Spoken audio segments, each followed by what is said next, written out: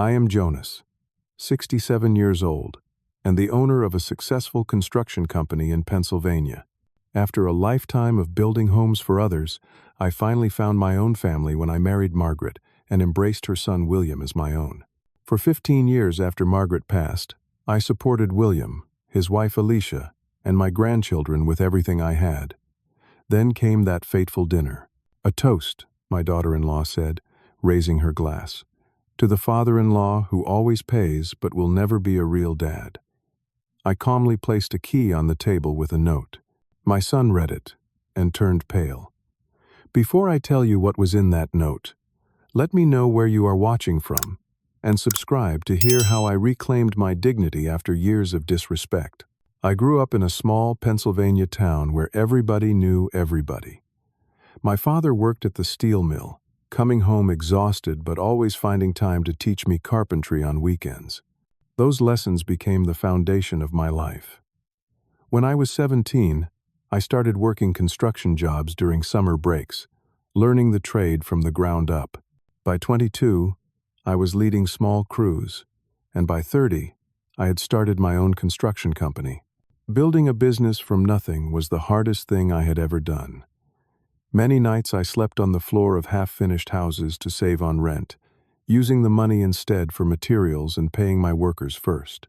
The first 5 years were brutal, but I persevered. By year 10, Jonas Construction had become known for quality work and fair prices. We specialized in custom homes, and I took pride in creating spaces where families would make memories. While my business flourished, my personal life remained empty. I married young to my high school sweetheart, Catherine, but we divorced after 7 years. We wanted different things. She dreamed of traveling the world, while I was rooted in building my company. We parted without children or bitterness, just two people who had grown apart. For the next 15 years, I threw myself into my work. I dated occasionally, but never found anyone who made me want to slow down and build a life together. By the time I reached 49, I had achieved financial success beyond what the son of a steel worker could have imagined. I owned a beautiful house on 3 acres of land, had a thriving business with 50 employees, and enough money to retire comfortably. But I came home to an empty house every night. My friends had children graduating college. Some even had grandchildren. I had bank statements. Then I met Margaret. She was 45, a widow with a 12-year-old son named William. We met at a charity auction for the local hospital where she worked as an administrator. I had donated construction services, and she was organizing the event. I was immediately drawn to her warmth and intelligence. She had a way of listening that made you feel truly heard. We talked for hours that night, and I found myself sharing things I had never told anyone. Our courtship was careful and deliberate. Margaret had lost her husband to a heart attack 3 years earlier, and William was still processing his grief. The first time I came to their home for dinner, William barely spoke. He sat sullenly, pushing food around his plate and answering questions with single words. Margaret apologized later, but I understood. To him, I was just another man trying to replace his father. I never tried to force a relationship with William. Instead, I showed up consistently. I attended his baseball games, sitting quietly in the stands. I helped with homework when asked, but never pushed. I fixed things around their house without making a big deal about it. Slowly, the ice began to thaw. The real breakthrough came 6 months into dating Margaret. William had mentioned wanting to learn fishing, something his father had promised to teach him. One Saturday morning, I asked Margaret if I could take him to a lake about an hour away. She agreed, though warned me he might refuse. To my surprise, he said yes. That day on the lake changed everything. At first, we barely spoke, focusing on the task at hand. I taught him how to bait a hook, cast a line, and the patience required for fishing. Hours passed with only the sounds of nature around us. Then he caught his first fish. The look of pride and excitement on his face broke something open between us. On the drive home, he asked questions about my childhood, my business, how I learned to fish. It wasn't instant father-son bonding, but it was a start. Margaret and I married a year after meeting. It was a small ceremony with just close friends and family. William stood as my best man, his choice, not our suggestion. During the reception, he gave a toast that brought tears to my eyes. To the man who never tried to replace my dad, but instead showed me there was room in my heart for both of them. It was the greatest gift he could have given me. After the wedding, I legally adopted William.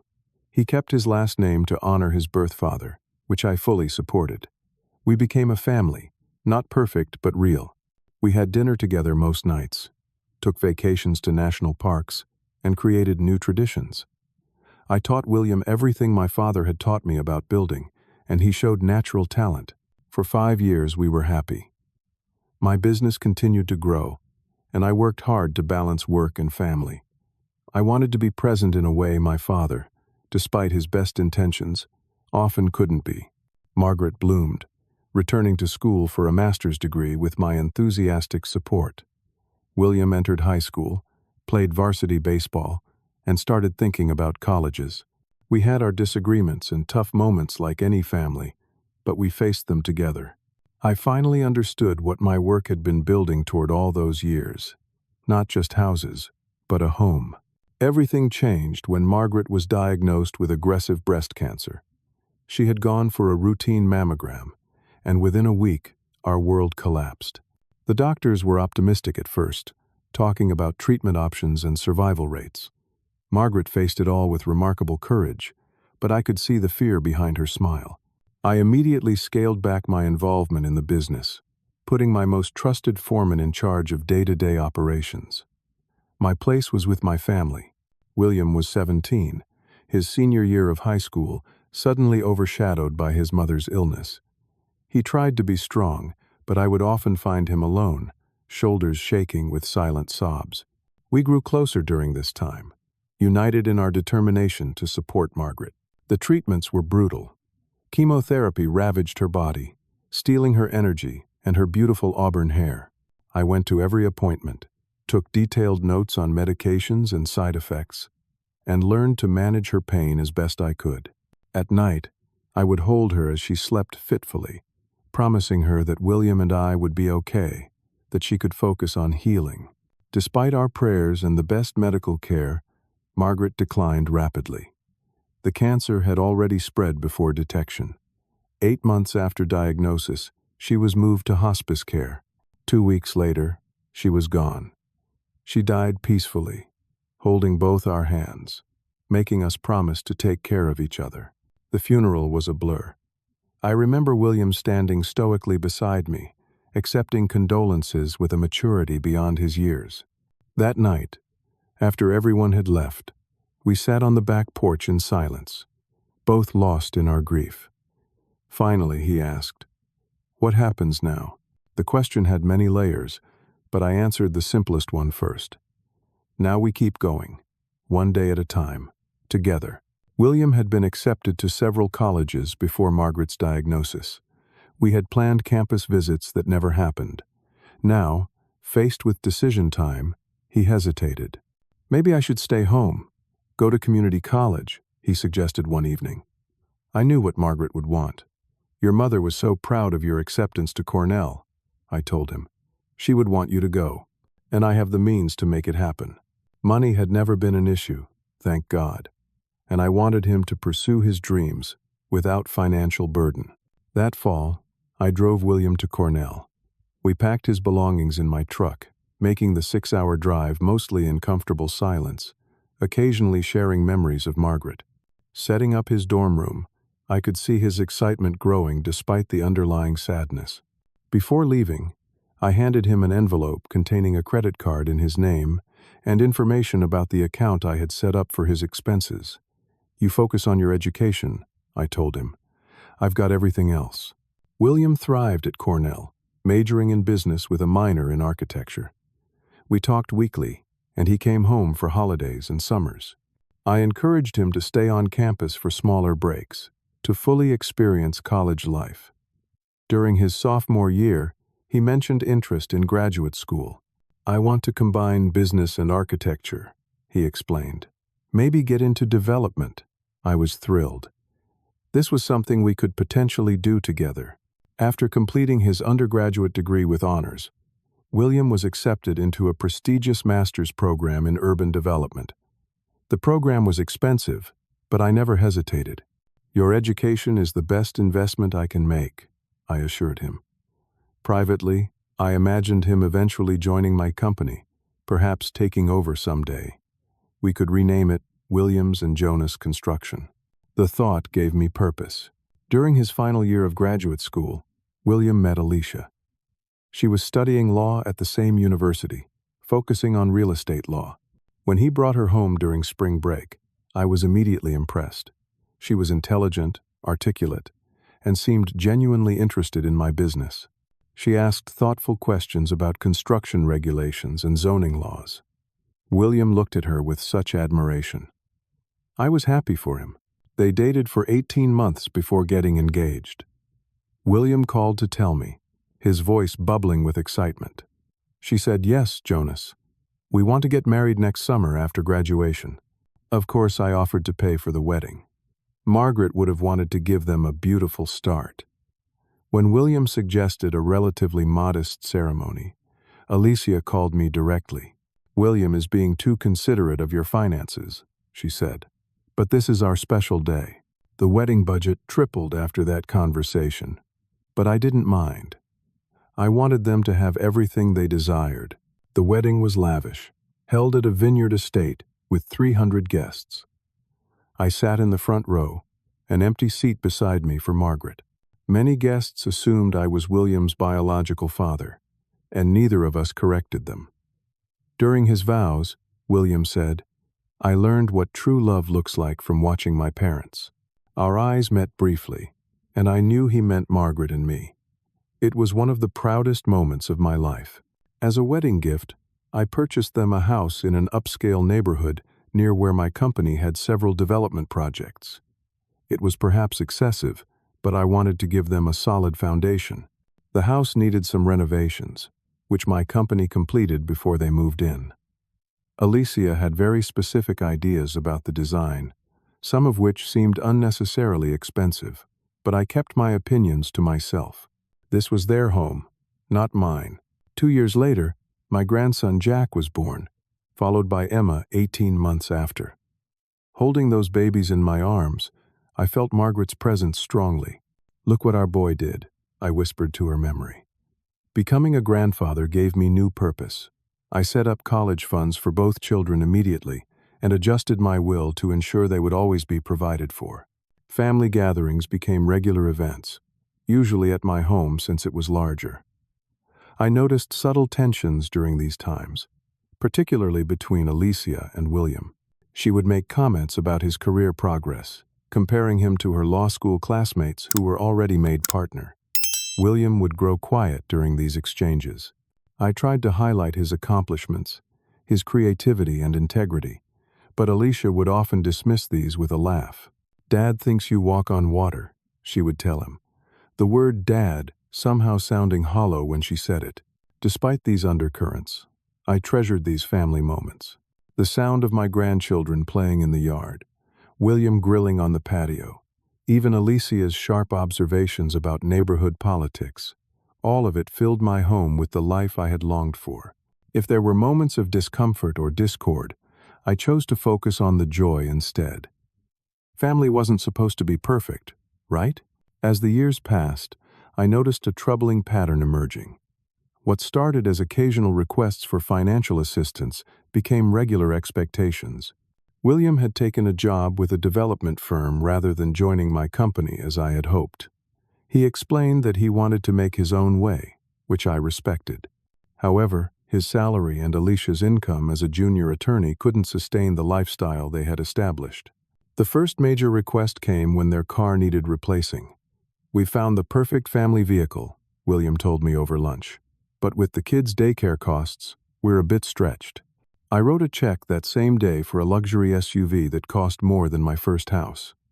6 months later, it was private preschool tuition for Jack, then landscaping for their backyard, home theater system, kitchen renovation. Each request came with reasonable justification. and I never refused. One evening, I stopped by their house, unannounced with gifts for the grandchildren. Through the open window, I heard Alicia on the phone. "No worries about the Aspen trip," she was saying. "The ATM is coming for dinner Thursday. William just has to mention the kids' education, and Jonas opens his checkbook." My heart sank. Was that how they saw me? Just a source of money? I should have confronted them then, but I told myself she was just being flippant. William wouldn't think of me that way. But at dinner that Thursday, he did exactly as Alicia had predicted. He mentioned concerns about the quality of the local elementary school, wondering aloud about private options. I wrote a check, as expected, watching Alicia's satisfied smile as she tucked it into her purse. Even more concerning was William's passivity when Alicia made disrespectful comments toward me. At a family barbecue, she mocked my ancient flip phone and grandpa clothes, encouraging the children to join in the laughter. William chuckled along, adding, "Jonas is from another era." I laughed too, not wanting to seem sensitive, but the comments stung. This wasn't playful teasing.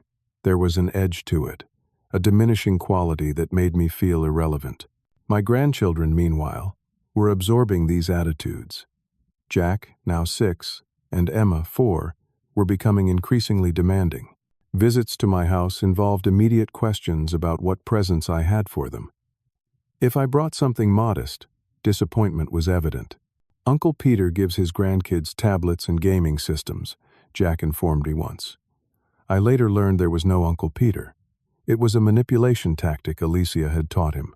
After a particularly expensive request for a backyard pool, I attempted to have a conversation with William about financial responsibility. We met for lunch without Alicia. "Son," I began carefully, "I'm happy to help with important things like education and health care. But I wonder if some of these expenses could be managed differently." William immediately became defensive, accusing me of thinking he couldn't provide for his family. "If you don't want to help, just say so," he snapped, before apologizing almost immediately. "I'm sorry, Jonas. It's just been stressful at work. We appreciate everything you do." This became another pattern. Request, possible resistance from me, emotional response from William, apology, then temporary improvement in behavior. For a few weeks, after such conversations, there would be no financial requests and more respectful interactions. Then gradually, things would revert to the established dynamic. My business advisor and friend, Thomas, raised concerns during our quarterly review. "Jonas, these personal withdrawals are affecting your company's growth potential," he noted, showing me the figures. "I know it's not my place, but are you enabling behaviors that might ultimately harm everyone involved?" I dismissed his concerns, defending my family's needs, but his words lingered. The real eye-opener came when William approached me about investing in a sure-thing business opportunity. He needed $50,000 immediately to secure his position. I agreed, asking for details to prepare the paperwork. His explanation was vague, involving a friend's tech startup. Something felt off, so I had my assistant do some research. There was no startup. Later, I discovered the money had funded a lavish anniversary trip to Europe for William and Alicia, documented extensively on her social media. Speaking of social media, I rarely used it, but one of my younger employees mentioned seeing posts from Alicia that concerned her. She showed me Alicia's Instagram account, where I discovered numerous posts mocking me. Photos of gifts I'd given with captions like, "Another ugly sweater from the bank of Dad," or "Guess, whose grandpa doesn't understand modern style." What hurt most was seeing William tagged in these posts, sometimes adding laughing emojis in the comments. I began documenting everything, partly to convince myself I wasn't overreacting. Financial requests, disrespectful comments, broken promises, the evidence mounted. One particularly painful entry detailed a planned fishing trip with Jack that William canceled last minute because Alicia had scheduled a country club event. When I suggested rescheduling, Jack said, "Mom says fishing is boring anyway." My internal struggle intensified. These people were my only family. Without them, I would return to the solitude I had known before Margaret. Was enduring occasional disrespect and financial exploitation a fair trade for family connection? What would Margaret think of what her son had become? What would she advise me to do?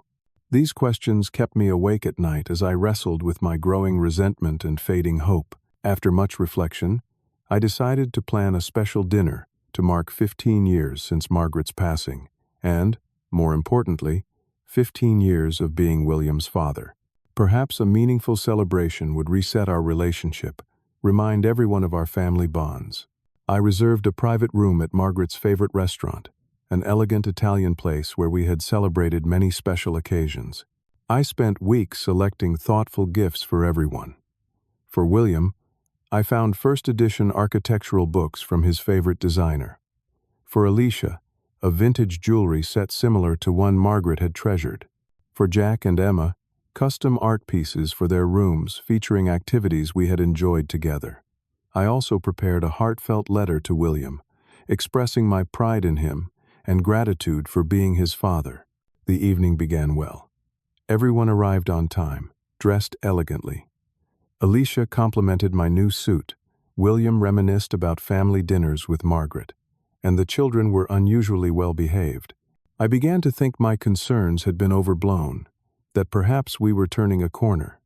The restaurant had prepared all of Margaret's favorite dishes, and we shared memories of her throughout the meal. As expected, I paid for the expensive dinner without hesitation. It was my invitation, my celebration, and I had never considered doing otherwise. The bill was substantial, including several bottles of premium wine that Alicia had selected. When the waiter asked if everything was satisfactory, I assured him it was perfect and added a generous tip. As dessert was being served, Alicia tapped her glass with a spoon. "I'd like to make a toast," she announced, standing. Everyone grew quiet, and I smiled encouragingly, touched by what I assumed would be a gesture of appreciation. How wrong I was. "To Jonas," she began, raising her glass.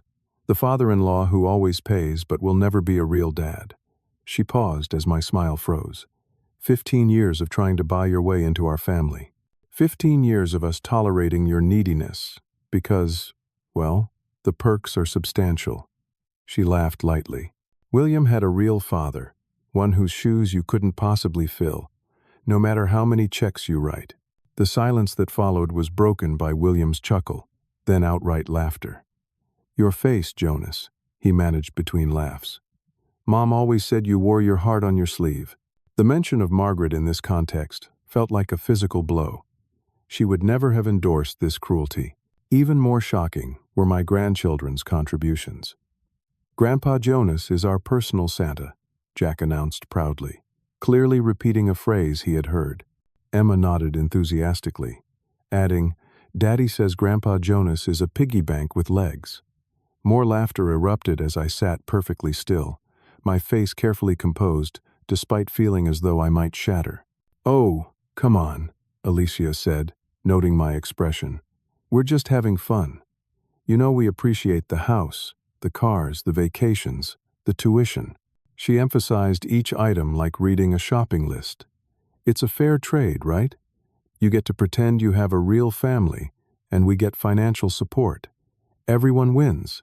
In that moment, everything became crystal clear. These people were not my family. They had never been my family. What we had was a transaction, one in which I had been paying far too high a price for something that wasn't even real. Margaret would be heartbroken to see what her son had become, how he had allowed his children to be raised. Yet externally, I remained calm. Years of business negotiations had taught me to never reveal my hand when blindsided. Instead, I nodded slowly, as if considering her words. Then I reached into my jacket pocket and removed a small object, the key to their house. I placed it deliberately on the table between us. "What's that for?" William asked, his laughter fading as he noted my serious expression. Without speaking, I took out a small notepad and pen. I wrote a brief message, folded the paper, and placed it beside the key. William reached for it, unfolded it, and began reading. I watched as the blood drained from his face. He looked up at me in shock, then handed the note to Alicia. Her reaction was similar, eyes widening, mouth opening in disbelief. "You can't be serious," she whispered, her earlier bravado evaporating. "What is it?" Jack asked, looking between his parents and me. "What's wrong?" "Nothing for you to worry about," I told my grandson gently. "Adult business." Then I stood, placed my napkin beside my barely touched dessert, and looked at each of them in turn. "Thank you for your honesty tonight. It was illuminating." With that, I walked out of the restaurant, ignoring William's calls behind me. In my car, I finally allowed myself to feel the full impact of what had just occurred. The pain was overwhelming, but beneath it was something unexpected: relief. No more pretending. No more being taken advantage of. No more disrespect disguised as family banter. I started the engine and drove home, feeling lighter than I had in years despite the heartbreak. The charade was over, and now we would all face reality. What William and Alicia didn't know, what they couldn't have anticipated, was that tonight's dinner was not an impulsive decision but the culmination of 6 months of careful planning. My suspicions had begun long before, but I needed to be certain before taking action. The evening had provided the final confirmation I needed. 6 months earlier, after discovering the lie about the business investment, I had scheduled a meeting with my attorney, Samuel Davis. We had been friends for 30 years, and he had handled all my business and personal legal matters.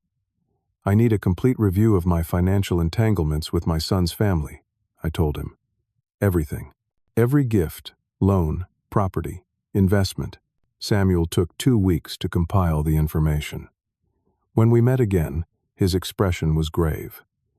"Jonas, this is worse than I expected." He spread documents across the table. "You've been extraordinarily generous, but there are concerning patterns here." He showed me the total sum I had given them over the years, and I was shocked. It was well into 7 figures, far more than I had realized. The most significant revelation involved their house. "You purchased it outright as a gift," Samuel explained, "but titled it in William's name alone. However, they took out a substantial equity line of credit 2 years ago. They're underwater on it now." I hadn't known about this loan, which explained their increased financial requests recently. "What options do I have?" I asked, not yet certain what action I wanted to take. Samuel outlined several possibilities, from doing nothing to completely disentangling myself financially. "The cleanest approach would be to purchase the mortgage from their bank," he suggested. "They're behind on payments, so the bank might be willing to sell at a discount. Then you would effectively own their house and could set terms." The idea was compelling. I authorized Samuel to approach the bank discreetly. Within a month, he had secured the mortgage at 80 cents on the dollar. I now legally owned the house that I had already paid for, once. William and Alicia were unaware, still making late payments to what they thought was the bank, but was now a trust I controlled. Meanwhile, I had Samuel document every loan and gift over the past 15 years. We categorized them: outright gifts, verbal loan agreements, written loan agreements, payments made on their behalf. The total was staggering. Even excluding the house, they owed me enough to bankrupt them if called due. I had no intention of demanding full repayment, but the leverage was necessary. For my grandchildren, I established trust funds with specific conditions. They would receive funds for education, health care, and a reasonable starting point for adult life, but only if they demonstrated character qualities I valued: honesty, respect, compassion, and work ethic.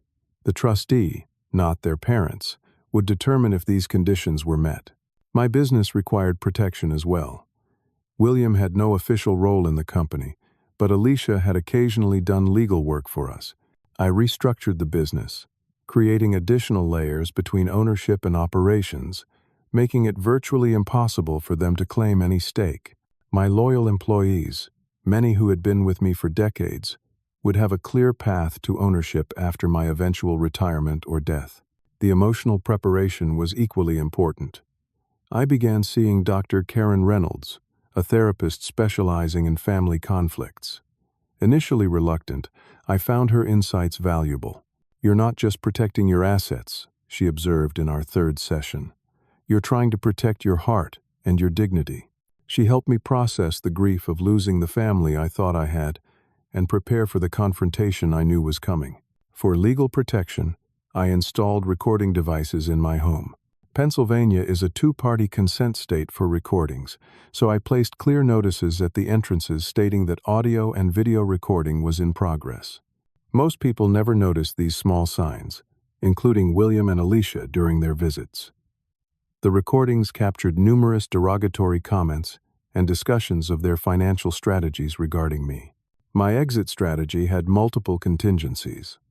If they showed genuine remorse and willingness to change, I had a path for reconciliation with clear boundaries. If they became hostile, I had legal protections in place. If they attempted to contest my decisions, I had overwhelming documentation. I even prepared for potential health emergencies, updating my medical directives to remove William as my healthcare proxy.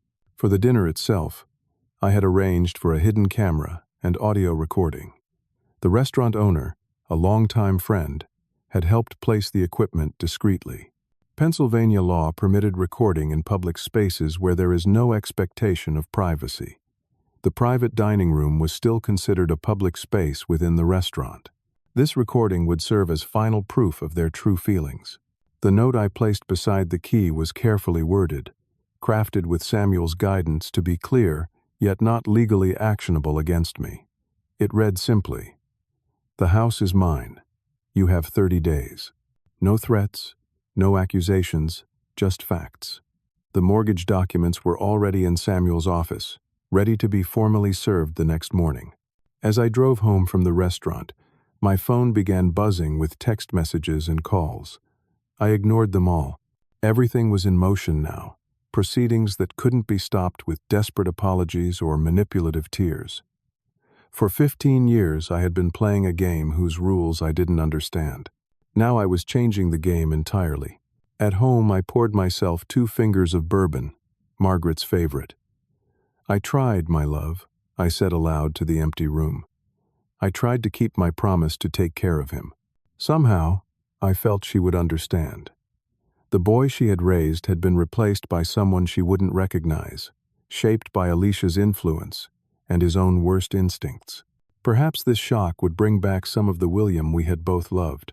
Tomorrow would bring chaos, accusations, pleas, and likely threats. But tonight, I slept better than I had in years, unburdened by the weight of pretense. Whatever happened next, I would face it with the truth as my shield. The morning after the dinner, Samuel delivered the formal notice regarding the mortgage. I had instructed him to be professional but firm. At 9:30, my phone rang. It was William. I let it go to voicemail. By noon, I had 27 missed calls from him and 15 from Alicia. I listened to a few messages, ranging from confused to angry to pleading. "This is just a misunderstanding," William insisted in one. "You can't do this to your family," Alicia declared in another. At 2 o'clock, I called Samuel. "They've been trying to reach me nonstop," I told him. "Don't engage directly yet," he advised. "Let the reality sink in. I've received calls from 3 different attorneys already. They're shopping for representation." By 4 o'clock, William showed up at my office unannounced. My assistant, Jenny, who had been with me for 20 years and knew the situation, called me immediately. "He's insisting on seeing you, Jonas. He seems quite upset. Send him in," I decided. It was time. William burst into my office, his face flushed with anger and panic. "What the hell is this?" he demanded, slapping the mortgage notice on my desk. "Some kind of sick joke?" I gestured to the chair opposite my desk. "Sit down, William." "I don't want to sit down. I want you to explain why you're threatening to kick us out of our home." "It's not a threat," I said calmly. "It's a statement of fact. I own the mortgage on your house. You have defaulted on payments repeatedly. I am exercising my legal right as the mortgage holder." His disbelief was evident. "But you gave us that house. It was a gift." Yes, and you took out a home equity loan without discussing it with me, then failed to make payments. The bank was quite eager to sell the debt. William's anger deflated slightly, replaced by confusion. Why would you do this? Because of some stupid toast? Alicia was just joking around. I opened my desk drawer and removed a USB drive. This contains recordings of conversations in my home over the past 6 months. Would you like me to play some highlights? Perhaps the discussion where Alicia suggested you ask me for tuition money while actually planning to use it for her spa weekend. Or maybe your explanation to Jack about how to milk Grandpa for better gifts. His face went pale. You've been recording us? That's illegal. Notice of recording is clearly posted at every entrance to my home, as required by Pennsylvania law. You simply never bothered to read it. William collapsed into the chair, running his hands through his hair. Look, Jonas, we say stupid things sometimes. Everyone does. It doesn't mean anything. It meant something to me, I replied quietly. Last night wasn't a momentary lapse. It was a revelation of what you truly think. It's not what I truly think. Alicia gets carried away sometimes, and I just go along to keep the peace. You know how she can be. I leaned forward. I know exactly how she can be. And I know you've chosen to enable and participate in her disrespect, rather than stand up for the man who has supported you for 15 years. William's strategy shifted to anger again. So this is your revenge? Take our house because your feelings got hurt? What about your grandchildren? You'd make them homeless? No one is becoming homeless, William. You have options. You can purchase the house from me at fair market value. You can continue living there under a proper lease agreement with specific terms regarding behavior and financial responsibility. Or you can find another place to live within 30 days. The choice is yours. We can't afford to buy the house. You know that. I do know that. Just as I know about the luxury cars in your garage, the vacation property in the Poconos you tried to hide from me, the private school tuition that's 3 times what alternatives would cost. You've made choices, William. Expensive choices. With my money. His face crumpled. I'll talk to Alicia. We'll apologize. We'll make changes. Apologies alone won't suffice this time, I said firmly. I also control the trust funds for Jack and Emma. Those funds now have character clauses. Access to the money will depend on demonstrating respect, honesty, and personal responsibility. William's head snapped up. You changed their trusts? How could you punish innocent children? I'm not punishing them. I'm ensuring they don't grow up to be entitled adults who mock those who help them. The money is still there for education, health care, and a start in life. They simply need to earn it through character, not manipulation. And what about the business? I suppose you've cut me out of that too. The bitterness in his voice was palpable. You cut yourself out years ago when you chose not to join me. I've simply formalized what was already reality. Our conversation was interrupted by a commotion outside. Alicia had arrived, pushing past Jenny despite her protests. She stormed into the office, eyes wild with fury and fear. You vindictive old man, she spat. After everything we've done for you. I raised an eyebrow. What exactly have you done for me, Alicia? Please, enlighten me, she faltered momentarily. We've included you in our lives. Let you see the grandchildren. Invited you to holidays. Ah, yes. Basic family interactions presented as special favors. How generous. William stood, placing a restraining hand on Alicia's arm. This isn't helping, he muttered to her. It was just a joke, she insisted, her voice rising hysterically. Everyone was having a good time. You can't destroy our lives over a stupid toast. I played the recording of the dinner on my computer, turning the screen so they could see. Their faces fell as they watched themselves laughing at my expense, teaching their children to view me as nothing more than a financial resource. Stop it, William whispered, unable to watch himself. I paused the video. This is who you've become, I said simply. Both of you. Alicia switched tactics, tears suddenly flowing. We're sorry, Jonas. Truly sorry. We got carried away. Please don't do this to us. to the children. The children are precisely why I'm doing this, I responded. They're learning from your example. And what they're learning is that it's acceptable to use people, to disrespect them, to take without gratitude. I won't finance that education any longer. William looked defeated. What do you want from us? Just tell us. I want what I've always wanted. A genuine family relationship based on mutual respect and love, not financial transactions. Whether that's possible at this point is up to you. Of course it's possible, Alicia interjected quickly. We love you, Jonas. You know that. I shook my head. I don't know that, actually. But I'm willing to find out. Here are my terms. You can keep the house if you agree to financial counseling, family therapy, and a structured repayment plan for the outstanding loans. The repayment will be symbolic rather than full value, but it must be consistent. Additionally, you will both perform community service, teaching your children by example about giving rather than taking. William looked thoughtful, but Alicia was already shaking her head. This is ridiculous. We don't need therapy or community service. We made a mistake. One mistake. Hundreds of mistakes over many years, I corrected her. Documented, recorded, and witnessed mistakes. We'll sue you, she threatened, for emotional distress, for recording without consent, for everything. Feel free to consult any attorney. Samuel has prepared comprehensive responses to every potential legal challenge. You will lose, and it will cost you what little you have left. The conversation was interrupted by another arrival. Alicia's mother, Diana, entered the office. Jenny had apparently called her, knowing she was one of the few people who could reason with Alicia. What is going on here? Diana demanded, looking between us. Wordlessly, I played the dinner recording again. Diana watched in growing horror, her hand covering her mouth. When it ended, she turned to her daughter. Alicia Catherine, what have you done? What have you become? Mom, don't start, Alicia warned. You don't understand. I understand perfectly. I raised you better than this. Diana turned to me. Jonas, I am so deeply sorry. I had no idea. It's not your fault, Diana. She shook her head sadly. In a way, it is. I should have seen the pattern. I should have said something sooner. She turned back to Alicia and William. You will accept Jonas's terms. All of them. And you will be genuinely grateful for his generosity.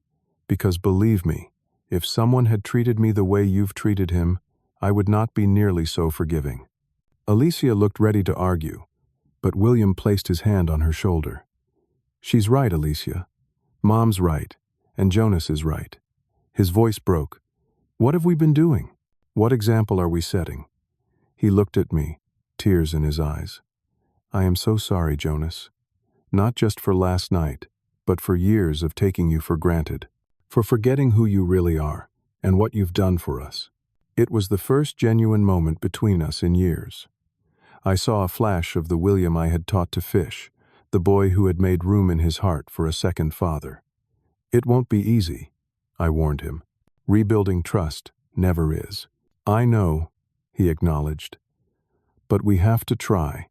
For the kids, for ourselves, and for you. Alicia remained silent, arms crossed defensively. Diana gave her a stern look. Alicia, do you understand the gravity of this situation? Fine, she muttered. We'll do the therapy or whatever. I stood up. This conversation is over for today. Samuel will send you the formal agreement tomorrow. Read it carefully, sign it if you agree, and we'll proceed from there. As they left my office, William paused at the door. Jonas? I looked up. Thank you for not giving up on us completely. I don't deserve another chance, but I'm grateful for it. I nodded, unable to speak past the lump in my throat.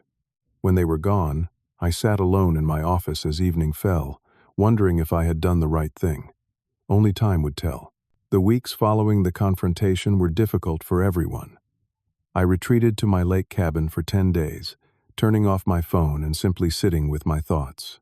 I fished from the dock where I had once taught William, wondering if anything could be salvaged from the relationship. The pain was still raw, but being away from the situation helped me gain perspective.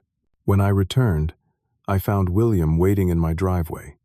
He sat on the hood of his car, a much more modest vehicle than he usually drove. When I pulled up, he stood awkwardly, hands in his pockets. "I've been coming by every day," he explained. "Jenny said you were taking some time away." "I needed to think," I replied, unlocking my front door. "Come in if you'd like."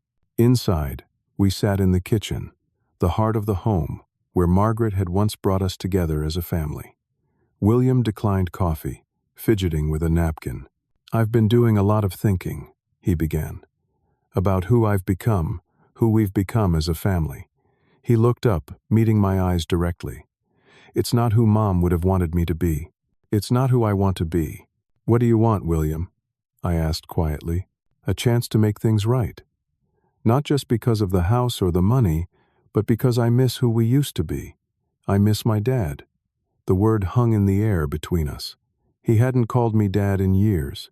I took a deep breath. Real family isn't about what you can get from each other. It's about supporting each other, respecting each other, loving each other even when it's difficult. I know that. I've always known that, somewhere deep down. He hesitated. "Alicia and I have started marriage counseling, separately from the family therapy. We have issues to work through." I suspected as much. William nodded. "She's struggling with the changes, with the boundaries. But I've made it clear that our relationship with you is non-negotiable. The children need their grandfather. I need my father." Those simple words broke something open inside me, allowing the first tentative shoots of forgiveness to emerge.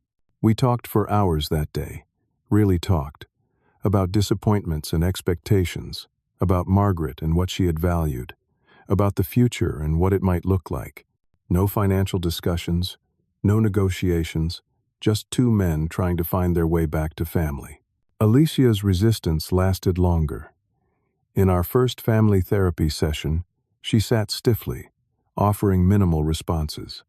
The therapist, Dr. Martinez, was skilled at navigating defensiveness. "Alicia, what does family mean to you?" he asked. "Security," she answered immediately. "Protection." "From what?" Her composure cracked slightly. "From ending up with nothing, like my father did." This was new information to me. I knew her parents had divorced, but little else about her father.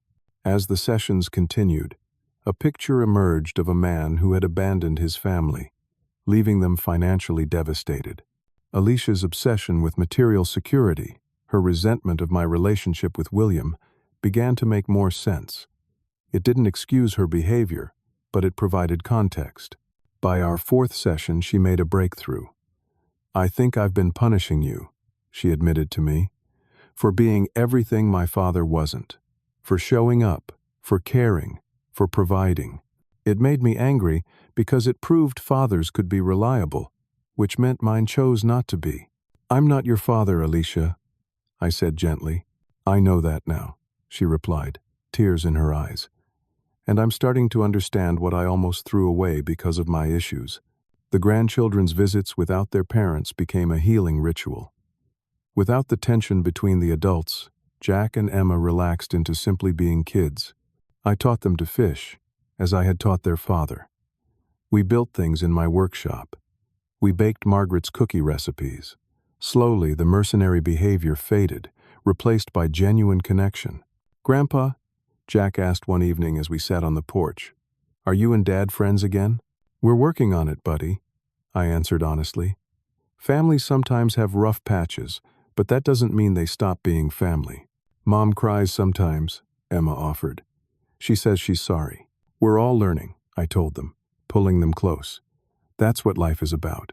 Family therapy continued for 6 months, individual sessions even longer. William and Alicia completed financial counseling, developing a budget based on their actual income rather than expected contributions from me.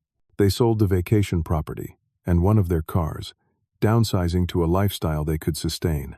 The house remained in my name, with a lease agreement that would eventually transition to ownership if they maintained their commitments. Some relationships healed more completely than others. William and I rebuilt our bond, stronger in some ways for having been broken and deliberately repaired. He returned to the man I had raised, thoughtful and genuine. Alicia's transformation was more complex. Her change seemed sincere, but the ease between us was gone, replaced by a careful consideration that was perhaps healthier but less natural. Throughout this period, I expanded my own life in unexpected ways. I reconnected with old friends who had been neglected during my years of family focus. I joined a community board, using my business experience to help local development projects. I even began dating occasionally, something I had avoided out of some misplaced loyalty to Margaret's memory. "She would want you to be happy," William told me, when I mentioned a coffee date with a woman from my volunteer group. "Mom always said you had too much love to keep it all for just us." My new friends and relationships were refreshing precisely because they were based on mutual interests and respect, rather than obligation or financial dependence. I found myself laughing more, worrying less, enjoying life in a way I hadn't for years. The experience taught me profound lessons about self-worth and the courage to demand respect. For too long, I had equated providing financial support with being needed, and being needed with being loved. I had been willing to accept disrespect and manipulation as long as it kept me connected to the only family I had. That desperation had enabled the very behaviors that ultimately threatened to destroy our relationship. Setting boundaries wasn't selfish, as I had feared, but necessary for genuine connection. True generosity came from choice, not obligation or manipulation. And most importantly, real family was defined by actions, not blood or legal ties. Family meant honoring each other's dignity, speaking truth even when difficult, and loving each other enough to expect the best rather than accept the worst. As I reflect on this journey now, I realize that taking everything from them ultimately gave them something more valuable: the opportunity to become better people. By refusing to continue our unhealthy dynamic, I created space for authentic relationship to grow in its place. If you're watching this and recognizing similar patterns in your own family, ask yourself, are you accepting disrespect in exchange for connection? Are financial transactions replacing genuine care? Remember that real love sets boundaries, speaks truth, and expects growth. You deserve nothing less, and neither do those you love. I'd appreciate hearing your thoughts in the comments below. Have you ever had to set difficult boundaries with family?